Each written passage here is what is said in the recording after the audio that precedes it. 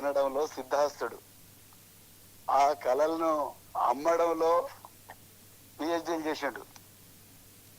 అదే విధంగా ప్రజల అటెన్షన్ డైవర్షన్ చేయడంలో కూడా పిహెచ్డీ చేసిండు. ఆయన డబుల్ పిహెచ్డీ చేసిండు. నేను ఏమంటున్నా అంటే రేవంత్ రెడ్డి గారికి నా సలహా, ఒక వెల్ విషర్ గా, అయ్యా రేవంత్ రెడ్డి గారు, ముందు ప్రజెంట్ సిటీని తెలంగాణ ప్రజలు మంచికో చెడుకో మీ మాయలో పడి మీకు ఒక అవకాశాన్ని ఇచ్చిండ్రు. ఆ అవకాశాన్ని వాడుకొని ప్రజలకు సేవ చేయండి. ఇప్పుడున్న ప్రజెంట్ సిటీనే బాగు చేయలేనోడు రేపు ఫ్యూచర్ సిటీని ఏం బాగు చేస్తాడండి? ప్రజెంట్ సిటీ హైదరాబాదు నీట మునిగే పరిస్థితి ఉన్నది. ఇమ్లీబన్ బస్ స్టేషన్ లోపలికి నీళ్లు రావడం, నేను హైదరాబాద్కి వచ్చి 40 సంవత్సరాలు అయింది, నీళ్లు రావడం అనేది మా లైఫ్ లో చూడలేదు. కానీ ఇమ్లీబన్ బస్ స్టేషన్ లోకి నీళ్లు వస్తున్నాయి, పరివాహక ప్రాంతాలన్నిటి మీద నీళ్లు పోతున్నాయి. ప్రజల జీవితం అదలాగొదలం అవుతుంది. ఎక్కడ చూడు వాటర్ లాగింగ్, పారిశుద్ధ్యం పడకేసింది, పట్టణ ప్రగతికి ఒక్క పైసా కూడా ఇస్తలేడు. ఇవి చేయలేనోడు కనిపించని ఒక ఫ్యూచర్ సిటీ అంటున్నాడు. ఎవరి ఫ్యూచర్ సిటీ?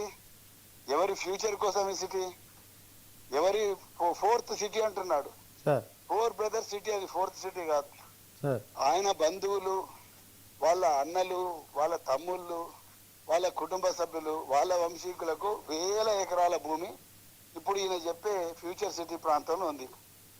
పక్కన కడతాల రోడ్డు వదిలేసి అది కూడా హైవేనే, సాగర్ రోడ్డు వదిలేసి అది కూడా హైవేనే, స్టేట్ హైవేనే.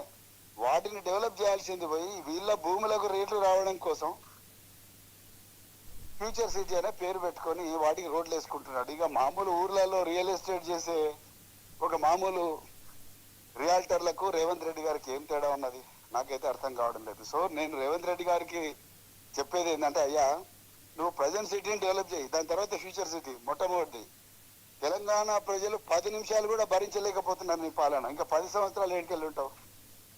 సో అది పగటి కలనే నేను అనుకుంటున్నా. శ్రీనివాస్ గారు, ప్రవీణ్ గారు, ఇప్పుడు వాస్తవానికి నిన్న కూడా బతుకమ్మ కుంట ఇనాగరేషన్ కార్యక్రమంలో కూడా తెలంగాణ సీఎం రేవంత్ రెడ్డి మరొకసారి కూడా కేసీఆర్ పై కావచ్చు, తర్వాత కేటీఆర్ పై కావచ్చు, బీఆర్ఎస్ ప్రభుత్వం పై చేసిన విమర్శల మీద ఏం చెప్తారు సార్?